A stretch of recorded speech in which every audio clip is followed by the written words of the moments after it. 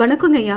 இந்த உலகத்துல எத்தனையோ பிறவி இருக்கு. ஆனா மனித பிறவிக்கு மட்டும் ரொம்ப முக்கியத்துவம் கொடுக்கறோம். எதனால இந்த முக்கியத்துவம்? எல்லாரும் பிறக்கிறோம், இறக்குறோம். மத்த உயிர்களை தாண்டி மனித உயிருக்கு மட்டும் எதனால இவ்வளவு முக்கியத்துவம் கொடுக்கறோம்? மனித பிறவியோட நோக்கம் தான் என்னங்கய்யா? வணக்கம்மா.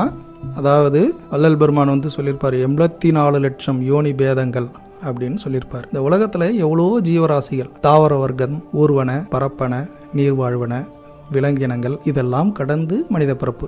இவ்வளோ பிறப்புகள்ல ரொம்ப உயர்ந்த பிறப்பு, அரிதான பிறப்பு, கிடைக்காத ஒரு அற்புதமான ஒரு பிறப்பு எதுனா மனித பிறப்பு அப்படின்லாம் எல்லா பெரியவங்க ஞானிகள்லாம் சொல்லியிருப்பாங்க. இப்போ அதனுடைய நோக்கம் என்ன அப்படின்னு பார்த்தீங்கன்னா, இந்த மனித பிறப்புனால மட்டும்தான் நான் யாருன்னு தெரிஞ்சுக்க முடியும், என் உயிரை பற்றி தெரிஞ்சுக்க முடியும், இந்த பிறப்பு இறப்புக்கு காரணம் என்னன்னு தெரிஞ்சுக்க முடியும், நம்ம உயிர் நம்ம உடம்புல எங்க இருக்குது, அது எப்படி இருக்குது, அது எங்க இருந்து வந்தது, நம்ம உடம்பை விட்டு போகும்போது எப்படி போகுது, அப்ப நம்ம உயிரை தெரிஞ்சுக்கிறதுக்கு என்ன வழி, இந்த